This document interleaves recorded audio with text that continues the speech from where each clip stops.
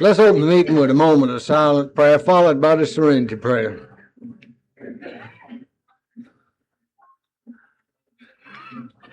Serenity prayer. God, grant me the serenity to accept the things I cannot change, courage to change the things I can, and the wisdom to know the difference.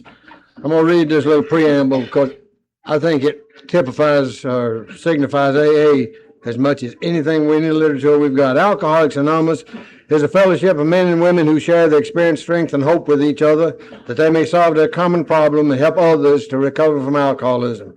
Only requirement for membership is a desire to stop drinking. There are no dues or fees for AA membership. We're self-supporting through our own contributions. AA is not allied with any sect, denomination, politics, organization, or institution. Does not wish to engage in any controversy, neither endorses nor opposes any causes. Our primary purpose is to stay sober and help other alcoholics to achieve sobriety. And the way we help them is just what it says. We share our experience, strength, and hope with each other. And I know every one of you here tonight want to share. So I'm going to try to give everybody here a chance. And so I know we'll be here a while. Is anybody here having their first birthday during this weekend? Oh, great.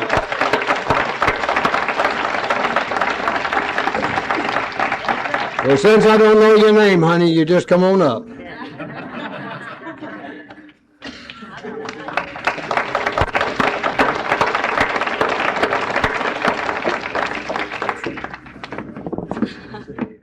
This is Kathy A. from Shreveport.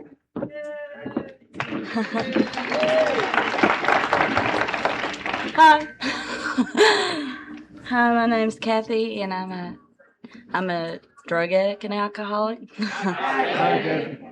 And by the grace of God, I have a sobriety date of November 3rd of 81. For that, I'm grateful. I don't like talking in front of a whole bunch of people. Okay. I don't know what to say. This is my second tri-state. I had 1 day sober when I got here. Previously, before that, I had 5 years and 3 months. I guess I could talk about how this disease is a progressive disease.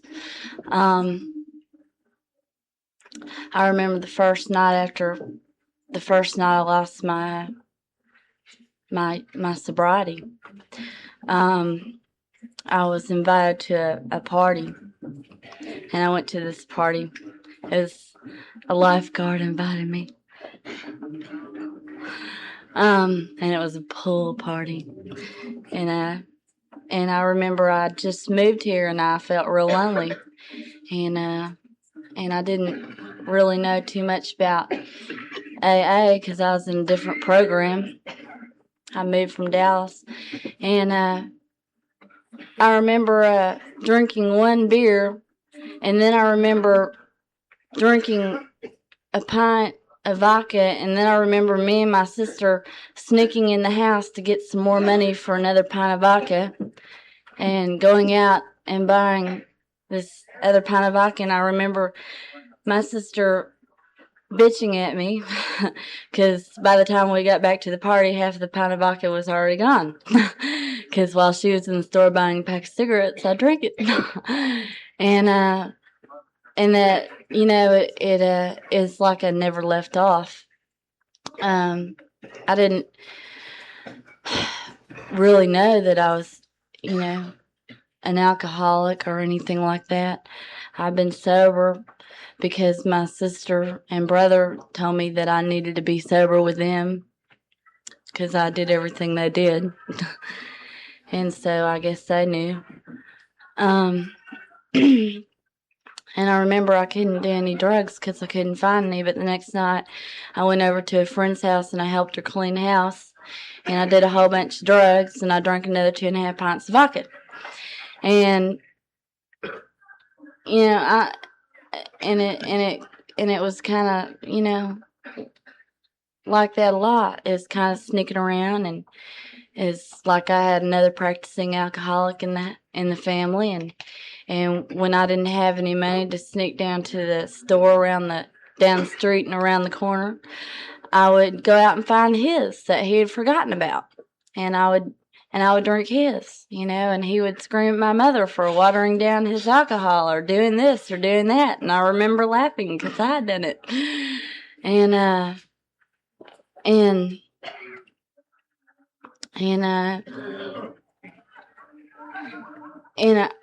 mostly what I saw was I was always real angry with my dad because it seemed like he was always the person that was upsetting the household. I remember waking up in the morning to arguments. I didn't need an alarm clock, Matter of fact, I never heard the alarm clock. I usually heard them, though, about an hour after the alarm clock went off. And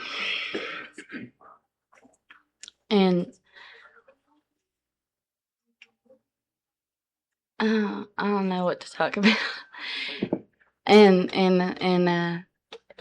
it just, it just seemed like that was, that I didn't like that, and I was really angry and resentful towards him. And what I started noticing was, my mother was the only sober person in the house.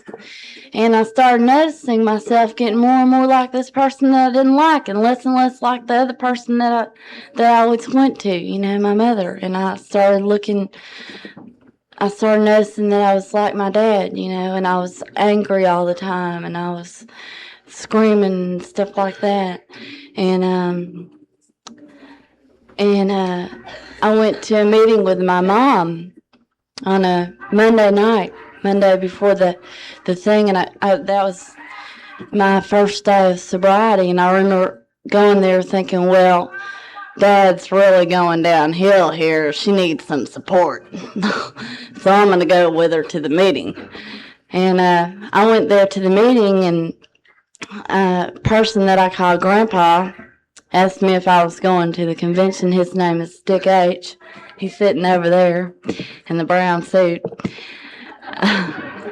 And he said, are you going to the convention, Kathy? And I said, well. And he proceeded to write my name down on this list. He goes, yeah, you're going. I guess he kind of knew I was kind of strung out and shaky, and I don't know if he knew or not. Did you know?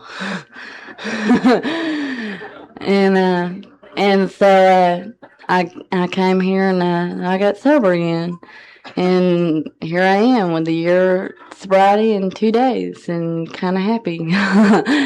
And I was real excited to be here, and I was sitting back there when somebody else was speaking, and this lady told me to be quiet, that some people wanted to hear it, but when I get excited, I just can't seem to make my mouth stop moving. And so she told me that some people wanted to listen, so I had to calm down. But I'm just real glad to be here, and this convention's real special to me because it's kind of what got me sober. And that's all I have to say. Thank you.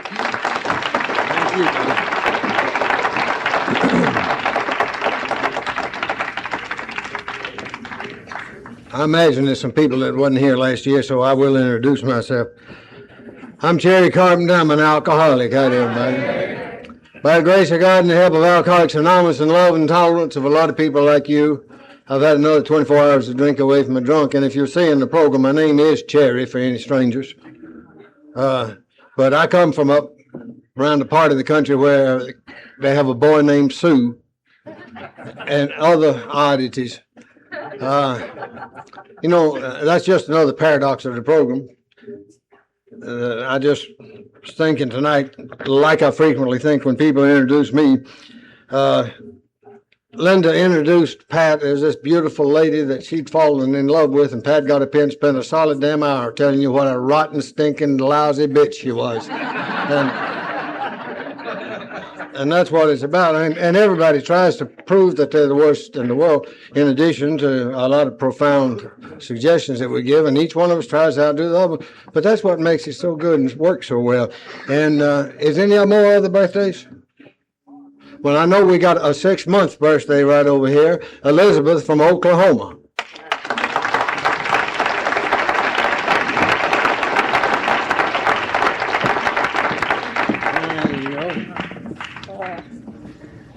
My name is Elizabeth, and I'm an alcoholic. And my sobriety date is May 5th of 82.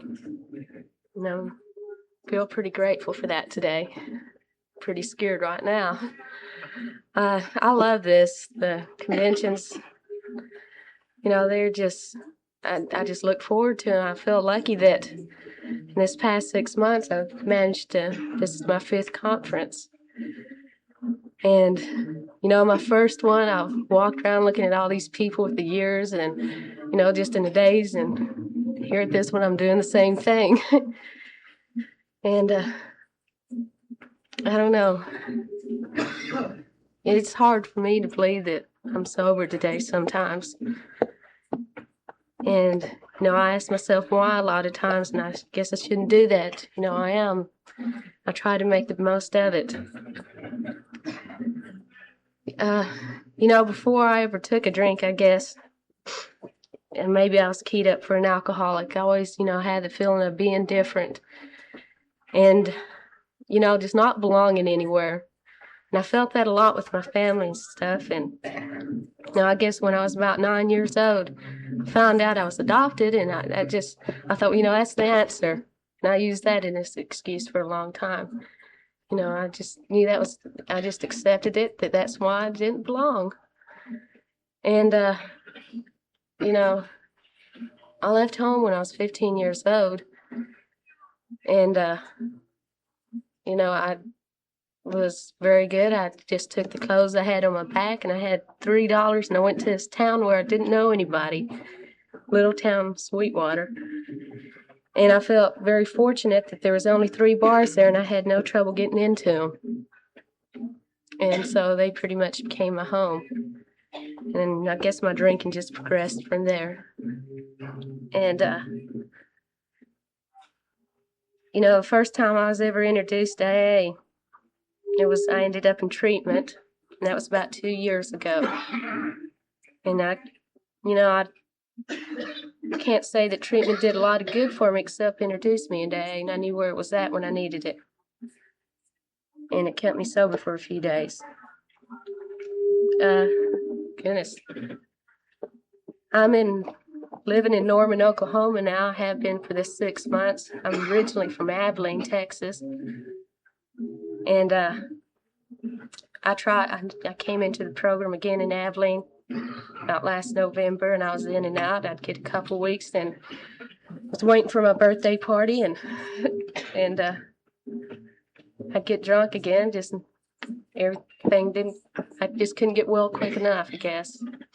And I didn't ever get it down that drinking caused me to get drunk. And we had some people from Norman, Oklahoma, come to Abilene once. And they said if they ever had anybody, especially a young kid, that ever needed some help, they'd send them up there. And, here I come again back in the program, and there I go to Norman, Oklahoma. And, it's the best thing that ever happened to me, I guess. Yeah. I'm just really grateful for the things that have been happening to me. And, I haven't felt that way every day. I started school a couple months ago, taking electronics at a technical school. And, that's just a big miracle in my life. That, I have some ambition a little bit to try to do something. I could never picture myself doing this. And, I love the program of AA. I love drunks. They're, the best people I think God ever made. I guess I'm a little prejudiced. But, I don't know, I just want to thank everybody. Thank you.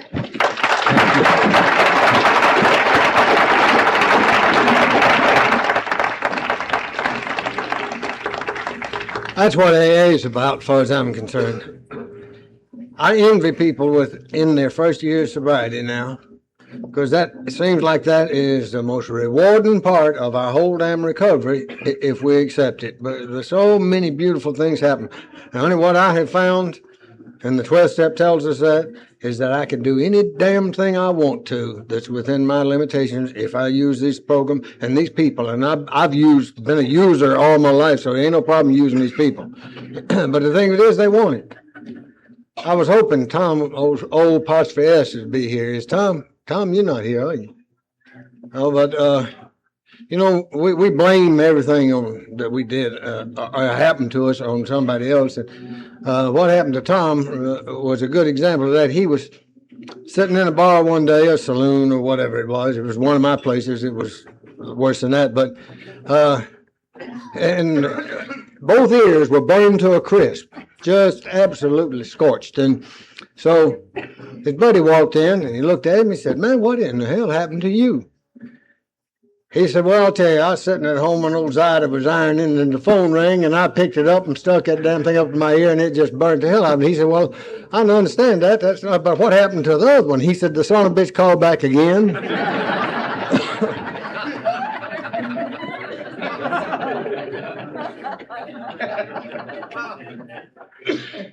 Is John W. here? A man with 35 years damn sure ought to say a little something. I guess he figured he's tired now. All right, I'm gonna go to one of the Al-Anons now.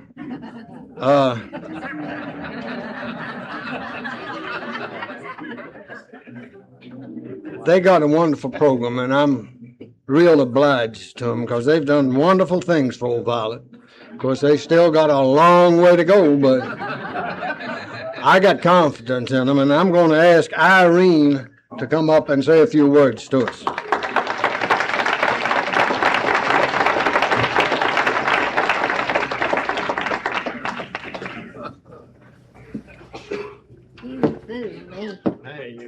Yeah. I am Irene, better known as old what's her name. Find out through the country, you say, "Oh, what's her name?" They say, "Oh, that's that old blabbermouth down in Shreveport, Louisiana." I am real happy to be here tonight. This program means a lot to me, and I'm very lucky I have my family here, and I want to tell y'all, I have 4 in this program, and they're all doing real well, and I don't have anything to worry about, and I don't know what to do.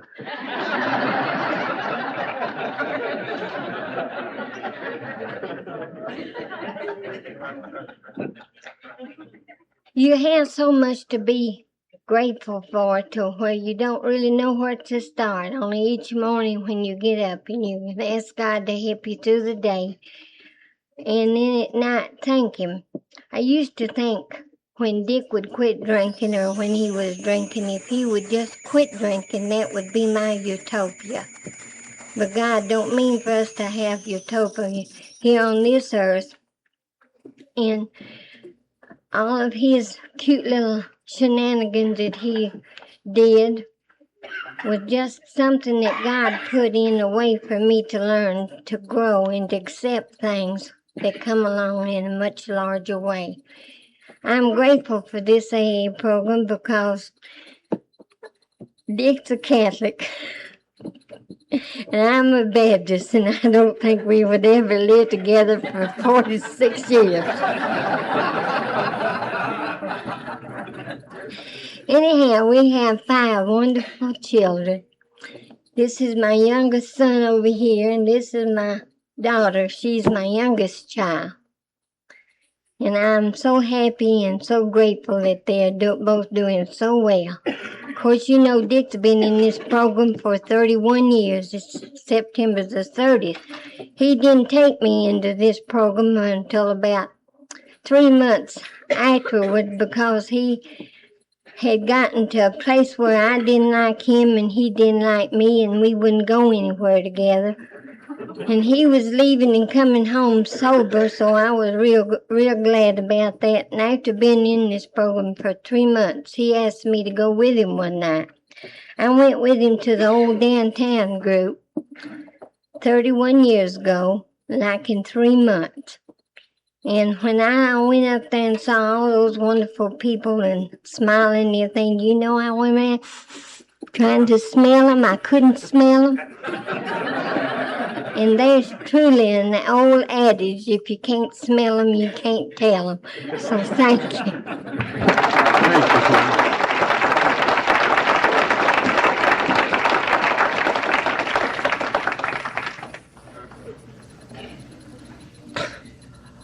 One of your members over here told me a story about the Al-Anons, and I'm going to repeat it even though it's a little risque. He said that the reason that Al-Anons have sex with their eyes closed is they hate to see an alcoholic having any fun.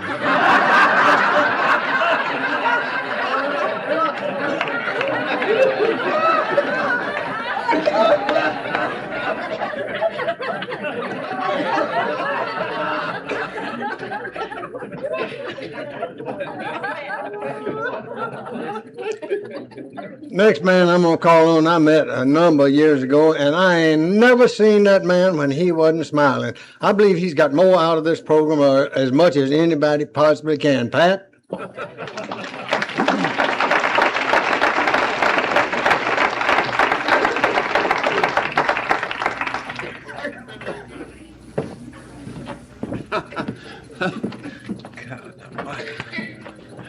Thank you, Cherry.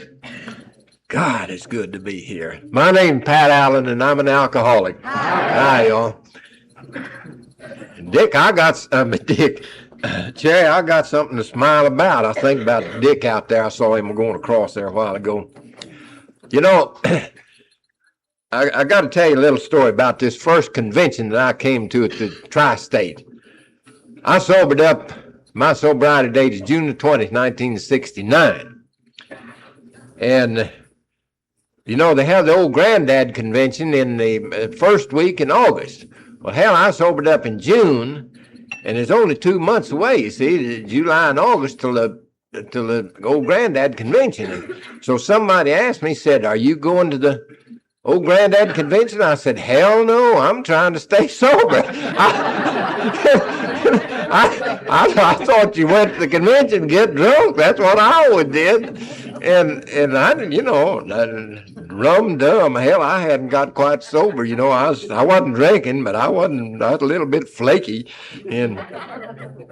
But when they got around the first weekend in November, they said, "Well, now Tri-State Convention's coming up. Are you going down there?"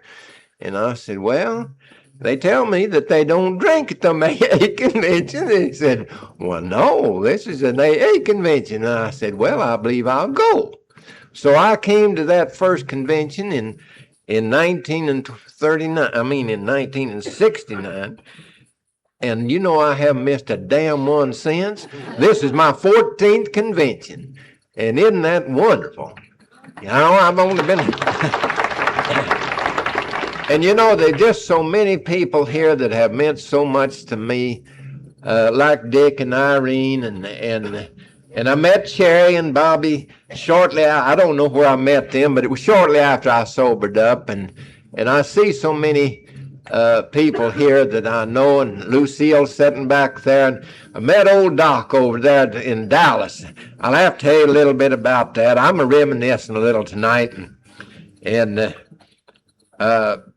I sobered up in June, like I said, and I was in the vending business for nearly 30 years there in Texarkana, and in the vending business, we had a convention in Dallas every September.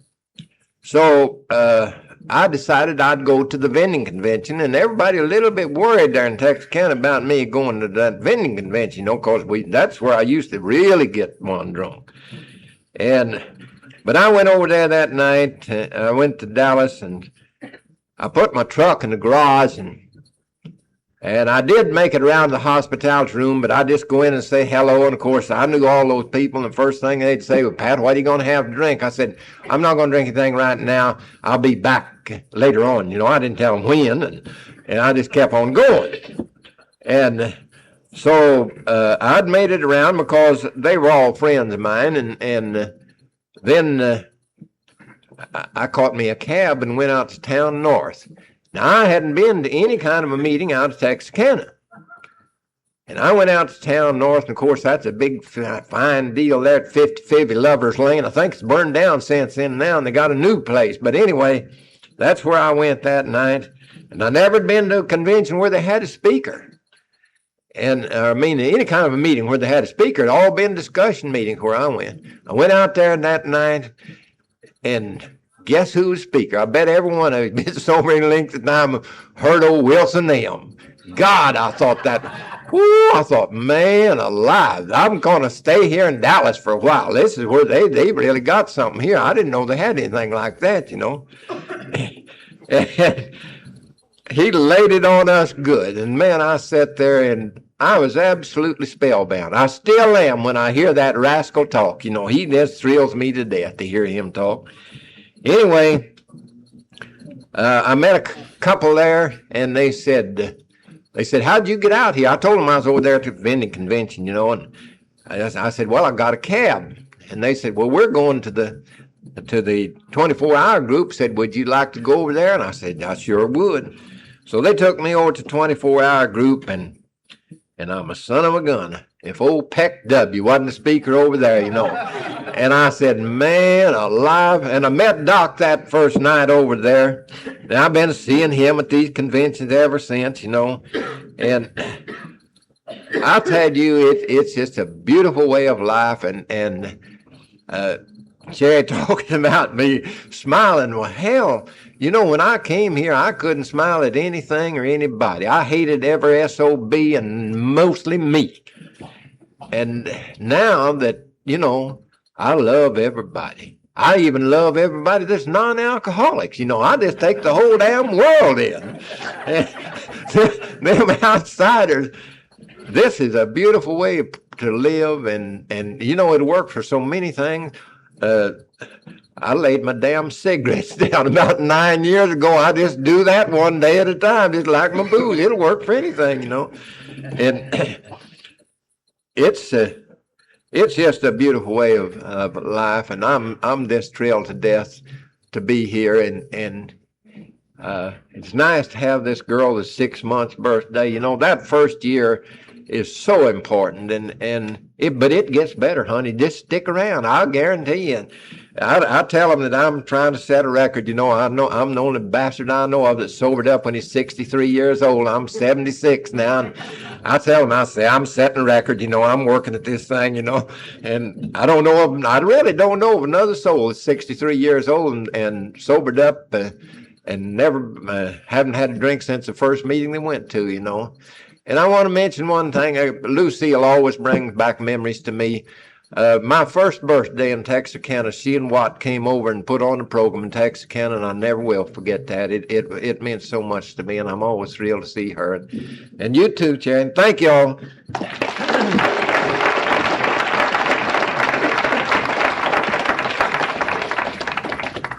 Thank you, Pat. We've heard about the Heddens. Everybody's mentioned them. So I guess we might well hear from them too, and we'll start with the ladies. It's your time, honey. I don't remember her name is the reason I didn't. Yeah, I'd forgotten this Teresa. Right. Hi, I'm Teresa, and I'm an alcoholic, Hi, Teresa. a drug abuser, a overabuser, overeater. I overdo everything. I get over angry, overtired, over frustrated, and I'm very lucky to be with my family and my husband and my daughter tonight. And without this program, I know I wouldn't be here tonight, because 3 weeks ago today, I had finally surrendered my life to God and to this program. And I have been fighting it for, I think 13 years, off and on, with emotional problems and drugs. And it's been 8 years since I've had any hard drugs. And I played games all my life. And I was raised in AA, and naturally first time I got drunk, I was gone to an AA meeting. And I think all my brothers have always done that. Every time we got drunk, we had to go to an AA meeting. Daddy go straighten us out. We never got a chance to, just to enjoy life and be like other kids. But we never really knew that we always had the alcoholic tendencies. Just like I said, I overate, I overextended myself. I did everything to overdo myself until I just finally fall flat on my face. And a psychiatrist told me the other day that I wanted to be a perfectionist. And 3 weeks and 1 day ago today, this perfectionist was sleeping it off in her car. Now, if that's not Skid Row to me, that's where I thought I was. And Sunday after that, I lay down on the bed. I was about to go into DT's, and they gave me some medicine. And I said my act of contrition, being a Catholic like most of them are around here. And I just told God, I said, take me. I said, I cannot take any more. I surrender my life to you. Just take me on to heaven or hell or wherever in between I'm going, because I cannot take any more. And he didn't take me, though. So I just laid there, and I finally come through it all. And I said, now, that's the same as suicide, sitting here asking God to take me. Now, what if he took me? And I'm not ready yet. I have a whole life to go yet. Thank you.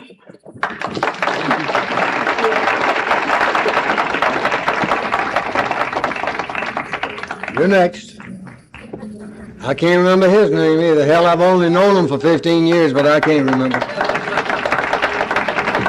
And he ain't got no tag, so I still don't know. Joe. Joe, yeah, here's Joe. Hi, I'm Joe. I'm an alcoholic. That's the first time up front of the podium. I'm a little scared. My sobriety date this time is September the 13th this year. Let me get over the shakes a little bit. I eat a monster coffee and first time a little nervous. Let's get that out. That feels better. I got to noticing here tonight that there sure is a lot of Joes out here. I wonder what that's got to do with alcoholism. I'm shaking, nervous. But I've really got a desire, sincere will to quit drinking. Look at this, just shaking like a leaf. But I'm going to do it. Look here, I might just pass out here in a minute. I've always thought about getting up here and speaking in front, and I said, when is my time going to do it? I didn't know it was going to be here at the convention. So I'm just going to cut it short and let somebody else have it. Thank you.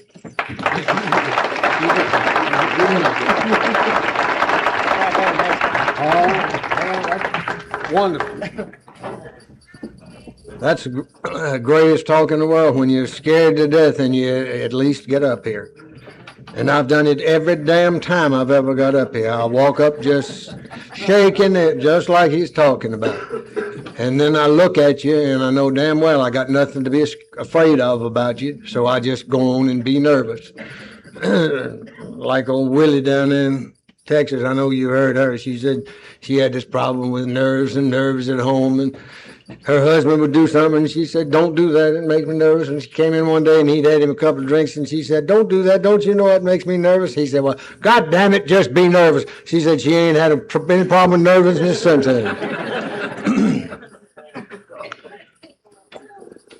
You know, part of chapter 5, those little paragraphs before the steps, that to me are so extremely important, and they're what the things that we qualify ourselves with to get into the program. We found out in the first 4 chapters where we are, and right now we qualify as to whether we want this and going to try it or not. And one of the main things in there says, if you want what we have and willing to go to any length to get it. Well, we're like a metronome when we come in. We flop from absolute nothing to absolute excess, and from absolute excess back to absolute nothing. And when something doesn't work, we say, hell, I'm not ever going to do it again. Well, a man told me today, he said, I'm not going to get up and do any of this stuff. He said, I'm just going to sit back and listen. But I'm going to challenge him tonight. If he wants what we got, he got to go to any length. Come on, Pete.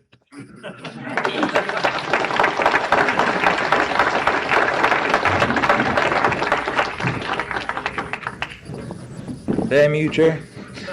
My name is Pete Ray, and I'm an alcoholic. And I have been sober 1 year, 101 days today.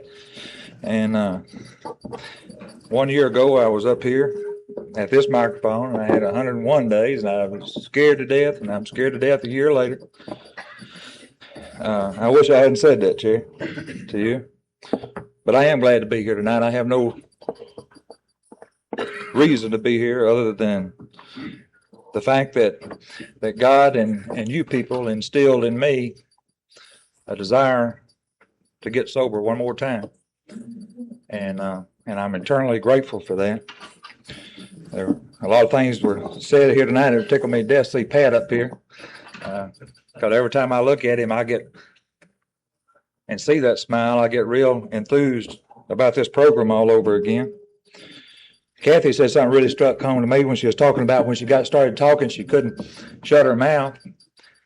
And I said, well, she belongs on the platform with Cherry. Russell made a grave error a while ago when he got up here and he said that last year that Cherry made a fine hour and a half talk, and that's a damn lie. He made 2 good 1 hour talks simultaneously, back to back.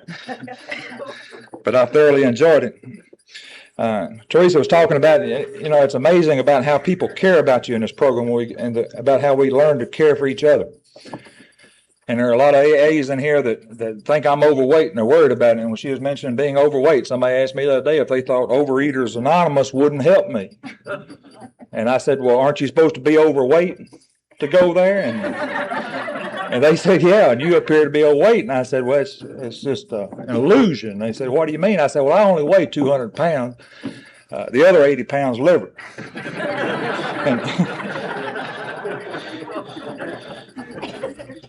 And I don't know that that's true, but sometimes I kind of feel like it is. And I had an immense capacity to consume alcohol, and very well it could be, because I know that I did some damage to myself.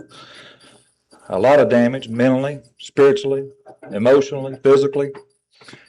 And I know that when I got here, I required an awful lot of help. That on an ongoing basis every day, I require an awful lot of healing. I don't require as much healing as I did a year and 101 days ago, because I was a sick son of a bitch on that day. But I still require it, and it's amazing to me about how things come to us that we desperately need in this program.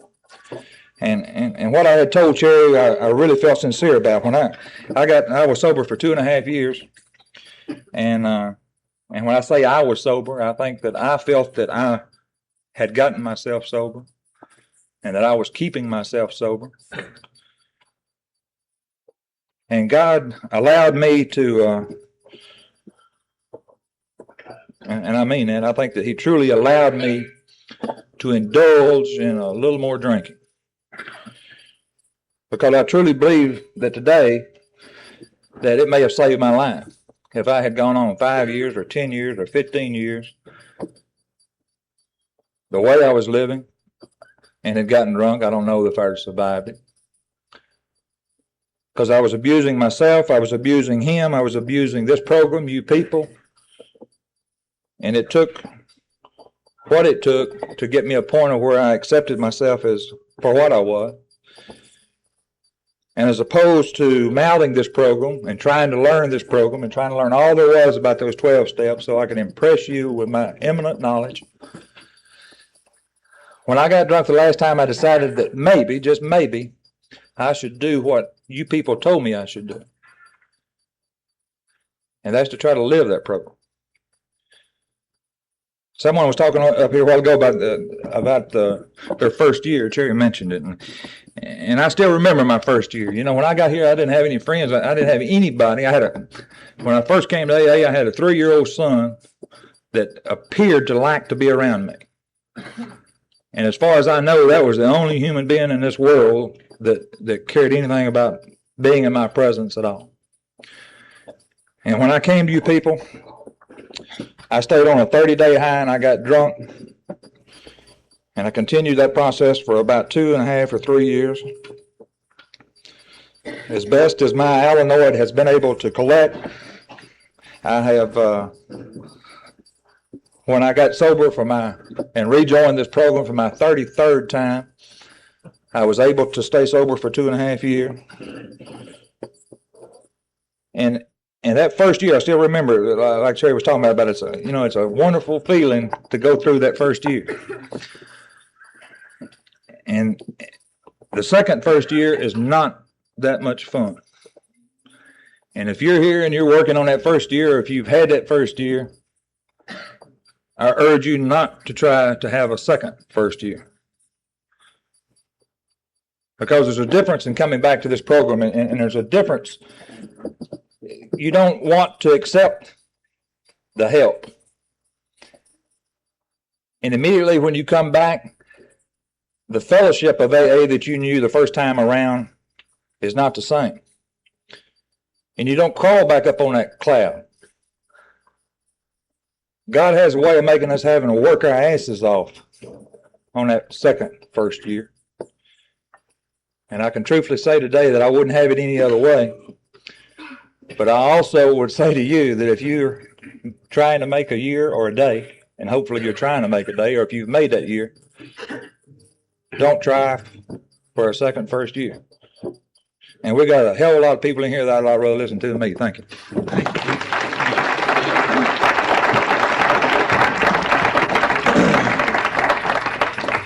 He sure talks a long time, doesn't he?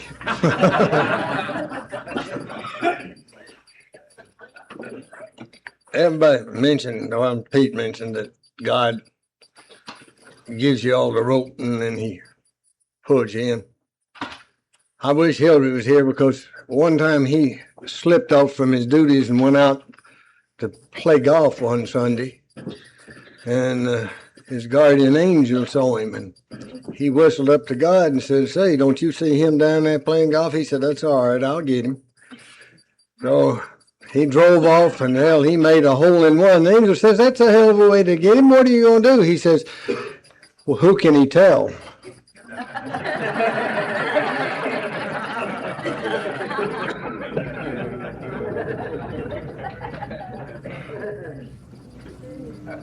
I got several here, but I don't see them in here. These people will duck out on this late night meeting and say they forgot it. But I'm going to call them Mary Jane.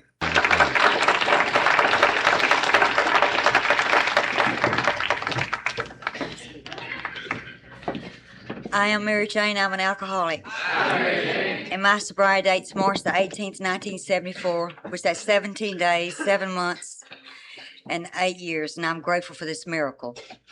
I'm grateful for you, too. I had an old sponsor that always told me, when I had an opportunity to share the experience, hopefully it's my last experience. Today, when I got up this morning, I made a conscious contact with a higher power, which I did not have when I got to you people. I had no trust, I had no faith, and I had no communication. But today, I thank God, and I know that I am a miracle. But when I came to in a padded cell in a straitjacket, and they released me on high 10, I knew that there was something wrong with me. I went the idiot route. I got on Valiums that last 2.5 years, and I was pouring them in my hand and drinking. And I know without a doubt in my mind today that I am a miracle to be here instead of in a nut house where they had planned on sending me. They had planned to send me to Jackson, Louisiana for the criminal insane because people, normally don't carry around shotguns and shotgun shells, and there was always somebody after me. But I thank God they never did catch me because, see, I wouldn't have you people today. And I'm just so grateful that I can feel a part of, because all my life, from the time I learned how to walk, I was taught to hate. And it took me 40 years of age to learn to love. And the big book of Alcoholics Anonymous tells me, like little Joe used to stress to me, continue to take your own inventory, Mary, and when you're wrong, promptly admit it. And I couldn't see that first step, but he stressed that 10th step to me. And I understand today because, see, not being able to reach out to others. I wore out a couple corners at the Highland Club, and I thank God it was very slow for me. But Joe says if you continue to come back, and you ask for an open mind and a willingness to be honest with yourself. Well, honesty today to me is that I have a sincere desire to stay sober. I have a progressive illness. I need each and every one of you. Because, see, there were people like Cherry and Eloise and hundreds of others out here that gave me hope. And to me, the first step, I always have, this is my thing. I admit that I'm powerless over alcohol, people, children. And I came to believe in a power. And people like you are the ones that gave me that. You gave me that faith for one more day, hope for one more day. And I'm grateful for this. Because, see, today I can love you. Today I can communicate with you. Today I can share my experience, strength, and hope, which I had. I was hopeless when I got to you people. I had a real bad stuttering problem. Every word was like, but that's okay. I found a God of my understanding, like the big book says, if I'm willing to believe in a power greater than myself. And I've received this one day at a time. I know without a doubt in my mind, just like the little girl, Kathy, celebrating her first birthday. I can barely remember what went on that first year. It took me a while to get to the second step. But Joe says, if you get up, ask God to help you today, the Serenity Prayer. I didn't believe it would work for me, but I carry it. I still do. And he says, when you get down your thinking, reach that in your pocket, Mary, and bring it out and look at it. Say it 2 or 3 times. If you have to say it 5 minutes apart, that's all right. And I wore out a couple of hundred, but that's okay. I learned today that I can ask God to grant me the serenity. Grant me the serenity to change the things that I can. That's me. Courage to change the things that I can. That's nobody else. I can't change anyone else, but I can work on me. You have taught me that these 12 steps, if I start my day, the first 3, I've had to take some searching moral inventory of myself. And as long as I continue to search out the things in myself, I know that today I will be sober. I can live today. It took me a long time to understand, I've got today, not tomorrow or yesterday. You can't bring back something that happened yesterday.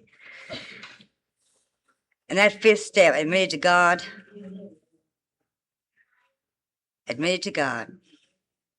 to myself, and to another human being. Boy, I tell you, that was a big step for me to admit anything, because the big book tells me that I never was willing. It almost cost me a few times. It almost cost me a term in the penitentiary. I went the reform school route. And a psychiatrist told me one time, and I didn't know it was defects of character. It took me time from the time I was 14 years old till I was 39 when I got to you people. But I realized that the only way that I can search in myself is put it down on paper and share it with someone else. And like I said, I just never was a sharing person. But today, I'm grateful for each and every one of you. You've taught me to love. You've taught me to reach out to others. Which that was beyond my, I just never did belong anywhere. But I do know where I belong today. And I thank God for each and every one of you. And I thank God I'm here tonight instead of out there. Thank you.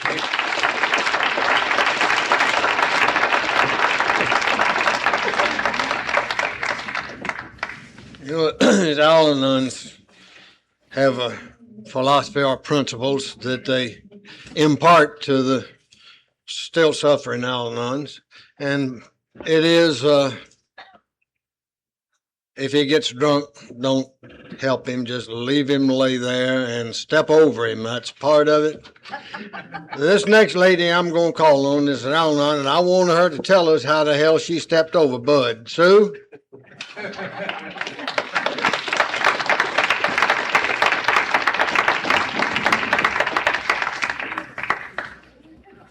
Hi, everybody. My name is Susie, and I'm a very grateful Al-Anon. Hi.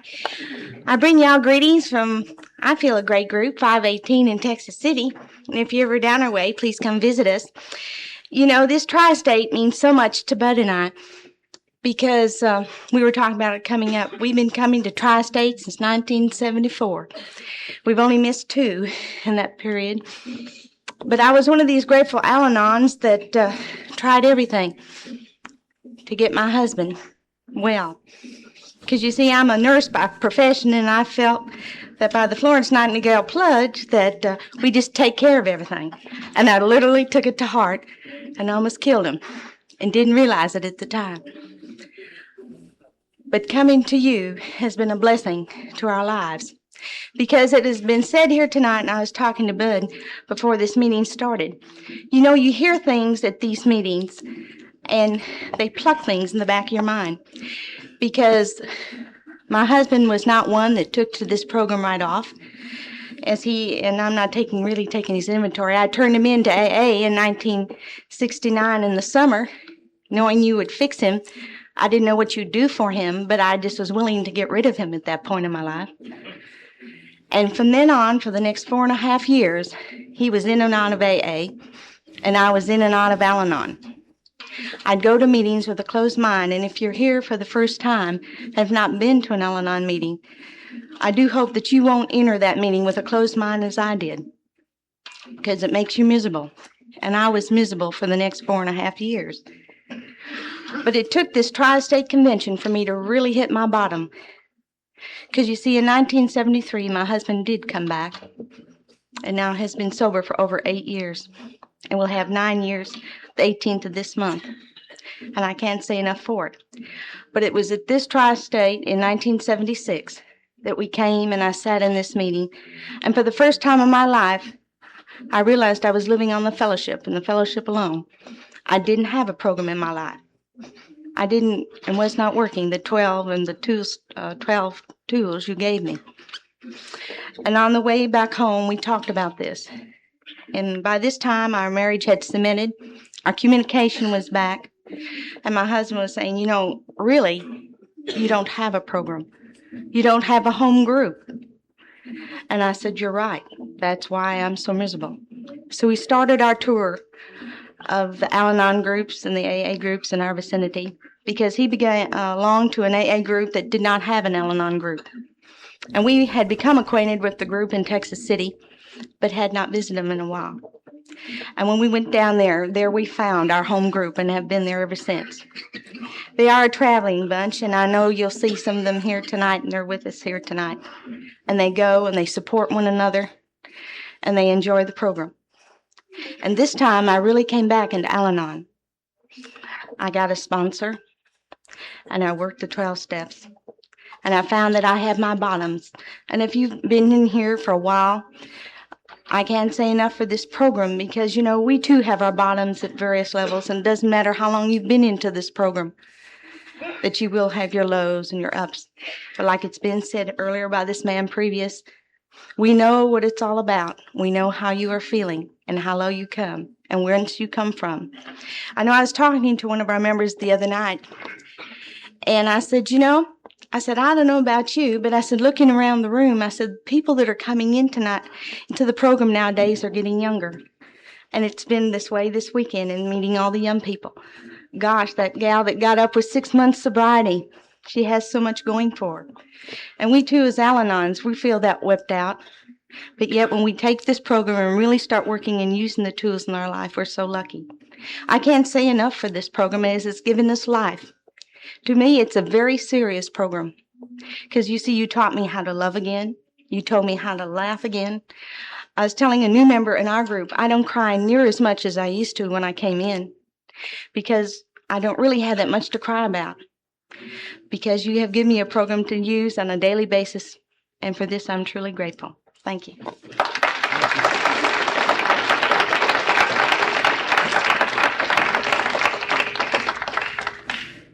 I think it's only fair now to let Bud have a chance at this. And Bud's going to show you that it's true when they tell you you'll grow in AA. Bud? I tell you what, Jerry, she didn't step over, she stepped on, and I got the scars to prove it. I am Bud Smith, and I'm an alcoholic. I'm a member in good standing of the 518 group in Texas City, Texas. And I say I'm a member in good standing because I haven't had a drink today. And by God's grace and because AA worked. I haven't found it necessary to take a drink since November the 18th, 1973. And with that period of sobriety and my time with you people, I'm as grateful as I know how to be this evening. As Susie told you, we were sitting back here thinking about Kathy, that little gal that was here. I came to my first tri-state and I like 7 days having a year. And I fell in love with conventions at that time. And I've been making them ever since, somewhere around 10, 12 a year. This is an especially good one for me and for us. This will be the first one in about 4 years that I haven't been over there behind that tape table, and I've been in one. I decided this year to just come and sit and listen and enjoy. And so far, it's been a joy. It's always good for me to be around a group of AA people.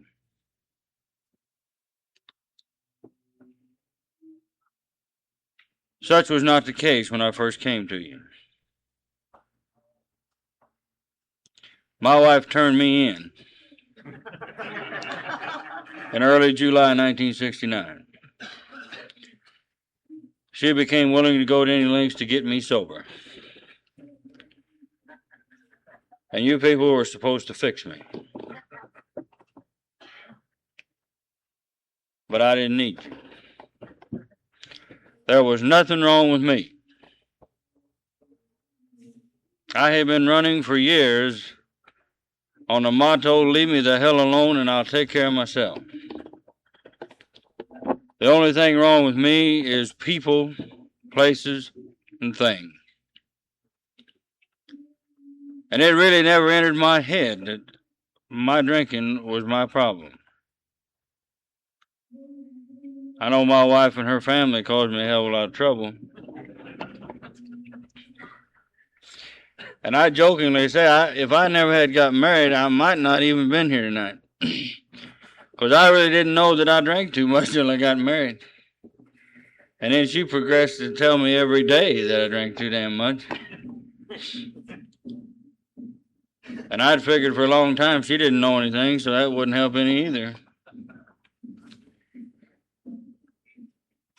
But I know there's a lot of people did what I did, and I stayed around 4.5 years. In and out, in and out. Well, actually, I wasn't in and out because I never did leave. And I never have figured that one out. I never stopped coming. I never came sober, but I never stopped coming. And it wasn't until after I'd been here for some time that it finally soaked in. And I know somebody had told me back along the line in that 4.5 years that, you know, this thing will never work if you keep drinking. And I couldn't understand why I was going to AA, but things weren't getting better. And I just did not understand that. And looking back now, that's got to be the most ridiculous thing in the world. But I found out one thing. You can go to AA all you want to, but you keep fighting that stuff and it'll finally get you to the point where you become teachable. And I think that's what happened to me.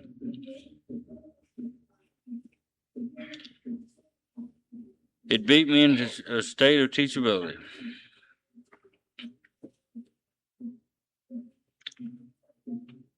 It was on November the 15th, 1973, and it was no different than any other day. I got up some 4 or 5 o'clock in the morning, which was whenever I came to, and took my usual drink to get myself steady enough to go to work. And I did that every morning. I was going to have just enough to get me steady enough that I could go to work. Work all day, come home, go straight to bed, get a good night's sleep, wake up sober in the morning and not drink anymore. I had this goofy thought that one morning I was going to wake up sober and everything's going to be all right. But we know what happened. You have that drink in the morning to get straight so you can go. And you're beating on the front door of the liquor store to open up for you. And it's another day just like the ones before. And this day was no different.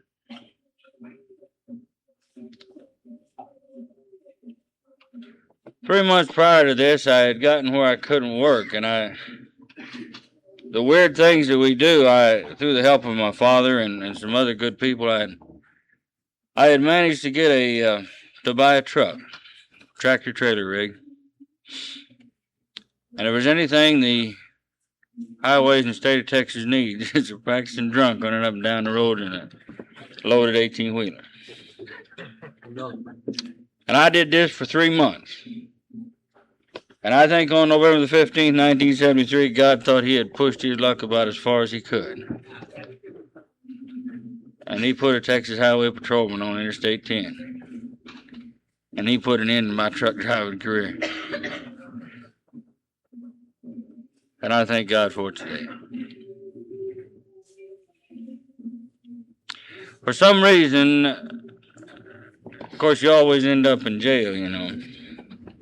And that was no big deal either. I knew I was going to get out. I knew my good Al-Anon was going to get me out. She's always afraid I'd catch something in jail. I don't know what, or something. So I had no fear that I was going to get out. But while I was waiting for all this to happen for the first time, I had a clarity of mind that I had not had in many years. And for the first time, I saw me. And I didn't like me. I knew that something had to be done. Out of all the AA meetings I'd been to for 4.5 years, I was finally able to realize that my drinking was causing me my problem. And I was not drinking because of her family, my job. I was drinking because I was powerless over alcohol. I was drinking because I could not stop. First time I was ever able to see that.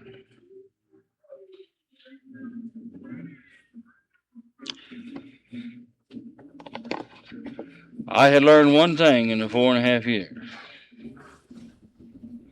If I had any hope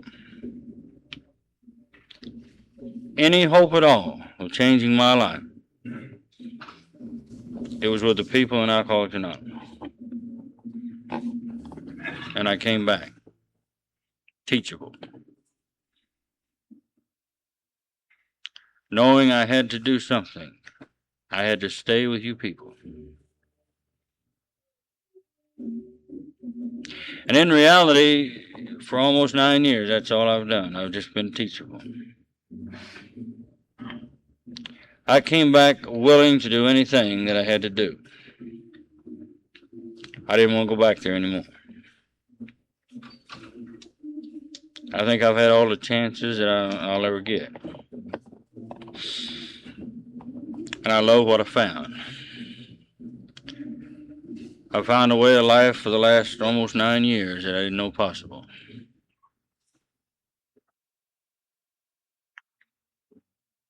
By using this program and the steps that is given to us and the tools that are ours to use, I've been able to tear this wall down that I'd built up between me and you. You people could not do that. I had to tear it down from the inside. And it was a long, slow process.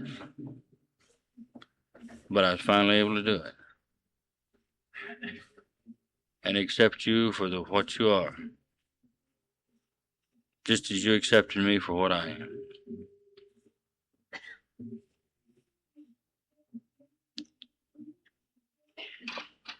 This period of time in Alcoholics Anonymous and with the people in it, it's been a wonderful experience. It's not really anything I've done. I drank enough alcohol to realize finally that I didn't need to drink anymore. And I don't want to drink anymore. And the only way I found to do it is stay in Alcoholics Anonymous. I love AA and I love being sober.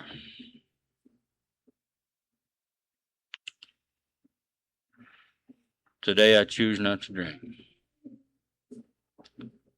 And today I choose to stay with you people. Let you and I be careful what we do or say. For we may be the only copy of the big book that someone will ever read. Thank you. I couldn't hug him.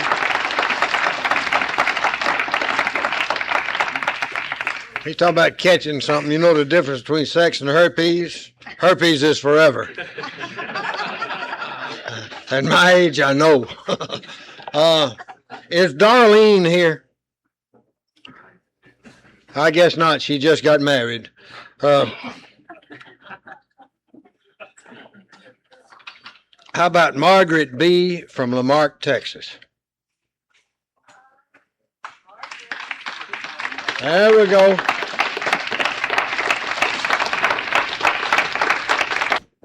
Hi, I'm Margaret Bishop from Texas City. And I'm a very grateful Al-Anon. And I've been a member of the 518 group for about 8.5 years. And I'm real grateful to that group. How I used to be, I used to chase my son. And I found him one night along about midnight. And I walked into this place, and there was a bunch of dopers sitting around. He said, "Y'all watch out, my mama's crazy." And it got perfectly still, and nobody moved, and he got up and left with me. And this is the kind of things I used to do all the time. I nailed him in his room one night. I went to bed and went to sleep, and the next morning about 9 or 10, there was no noise. And I thought, I've just got to see what's wrong. And he was still there, and there was this, appeared to be a person. And I went back and I messed around. I went back in there a little bit later, and he was still in the same position. And I pulled back the covers, and the pillows were there, and he had one of my wigs. And this is the way I lived, you know. But when I came here, I would told you I was just fine. Thank you. I did not need your program. I was there because this son was crazy. He was an addict. This husband was nuts. But I was all right. I stayed around your beautiful program, and I didn't particularly care about it. I got uncomfortable, and it became necessary for me to work on me. And I didn't like that because I was perfect, and I would let you know that I was perfect. These people were very gentle with me at 518. They loved me in spite of me, and they loved me long enough till I was able to care about me and in turn care about you. And I can tell you today, for anyone out there that was like me, just keep warm in a chair. And that's all I was capable of. I had lots of brain damage. I still have a lot. But you didn't live in my shoes, you know, and you didn't walk them. I've been around alcoholics and alcoholism all of my life. And I was very much affected by the disease. I'm grateful that this is a family disease, and there was a place for me because I was physically and mentally and spiritually exhausted. But I would tell you I was okay. But I was a basket case. I couldn't find it with both hands, you know. And I thought I had it so together and that y'all were all crazy. Now, it takes a long, long time in this program. And I barely scratched the surface. But you've loved me. And that's what kept me coming back. Thank you, Terry. Thank you.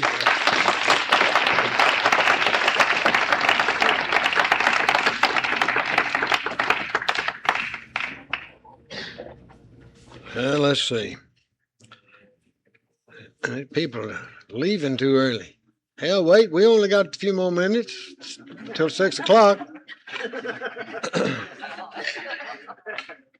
How about another Margaret? Margaret M. from Texarkana. See? They cut out on it. How about Bob A. from Bossier City? Hey, come on here, Bob. There you go. When you said Bob A., I was in a state of shock. I started clapping until I realized what I was doing. Self-esteem. Self-esteem, right. Somebody's got to clap for me. I'm Bob A., and I'm a repeater in the program. I'm an alcoholic, and I haven't had a drink since August 10th of this year. I'd like to be able to say I'm sober. I'm dry. Sobriety, to me, is a state of not drinking and enjoying it. No, that's not true. Not drinking and not wanting to drink. I'm enjoying being dry, but as recent as yesterday, I wanted a drink. I had driven down to Corpus Christi, and it had been a long, hard drive. I was in a hurry. And when I got there, I wanted a drink. So I got a cup of coffee. And that was all right. But knowing that I wanted a drink, I thought to myself, now this would really be a crazy thing to do. Have a drink now and then go to the convention tomorrow. And sure as heck, somebody's going to call on you and ask you to come up here, and I'd have to give a sobriety date of, that would be great. Well, so I didn't have the drink. Of course, one of the reasons I didn't do it was then I knew I would not be called to come up here and expose myself. That didn't work either. It seems nothing does, except AA, I guess. I know it does. And I try to do it the easy way, using the companionship of the group instead of the program to try and stay sober. I'm trying to use the program now. I'm using it every day. I use it anytime that I want to drink. I use it, and it's working for me, and I'm enjoying it. Except when I want to drink, and then I have to use it, and then it works, and then I enjoy it again. And I guess that's what the program is all about. And I think one day at a time is fun. It better be, because more than one day at a time right now for me would be impossible. But after all, I don't know where I'm going to be the day after tomorrow, so I'm not going to worry about it anyway. Just as long as I can do it today, and it's the group, it's the program that allows me to do this, and it's made a big change in my life in the short, almost 90 days that I've come back to the program. I think I'm a little easier to live with. I know I enjoy my family a lot more, and I guess that's what life's all about. Enjoying the things you have, the important things, like your family, liking yourself. And I kind of feel that way right now. I know I'm very, very happy to be here tonight. And this is my second Tri-State Convention. I had a year at that time, I guess. Or I had just fallen off a year last time, and I stayed off for a while, as you can tell. I really sincerely hope that next year you call on me and I can say I've got 1 year and almost 3 months, and I know with the help of this program and my higher power and the help of my family, I hope that will happen. And my sponsor, Dick, there. Thank you very much.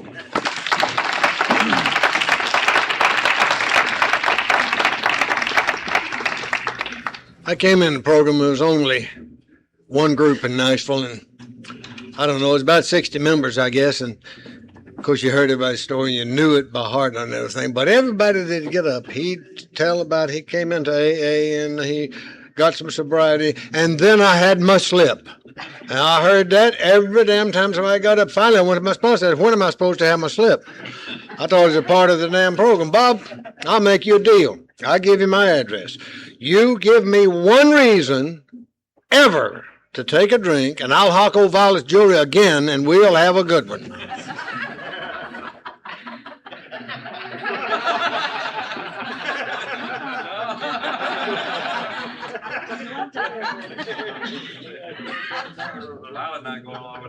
There you go. Well, I'm going to call on one more because Buddy just told me his tape only runs 90 minutes and we've already done 76 of it. I mean, 86 of it. No, not quite that much. We got several minutes left. So I'm going to call on a man that I ain't going to get away without hearing him talk because I've always heard him and I always enjoyed. And I've enjoyed knowing him as much as I have any human that I know, I guess.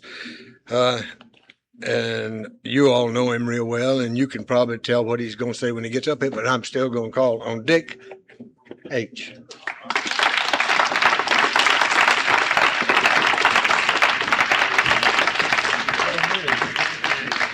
I'm Dick Haddon. I'm an alcoholic. I know I don't look like one, but I am. I've been sober since September 30th, 51. But I really wasn't all that bad. My wife just made up a lot of rumors about me. Yeah, everybody believes her, too. And they still do. It's great to be here tonight. Bob, you are sober. When you cut out that drink, you are sober. It's got to start right there. Nobody should ever be ashamed of coming back to AA because our arms are open to everybody, and we love you, and we know what you've been through in this. Every time you put off taking the drink, you get stronger. Each time you put it off, it gets a little stronger and a little stronger, and then when you turn that drink problem over to God and start trying to work God's will instead of our own, then things really begin to happen. There's not any elevators in AA. We have to use the steps. And they work. They work for me, they work for anybody. And Kathy is Bob's daughter. I don't know whether you knew that. Well, she called me Grandpa. I asked her if she needed a boyfriend. She said no. I said, how about a grandpa then? She accepted the grandpa bit. This is a wonderful program. I'm so happy tonight, and I was so happy with my family all sober. I've been through a lot of things, a lot of hard knocks, and I know everybody has. And I agreed with Ted's wife, Margaret. I know what it is to sit back and watch them destroying themselves, and you can't do nothing. You turn it over to God and start getting your hands off of them and leave them alone, and they all get well. Thank you very much. I enjoyed being here.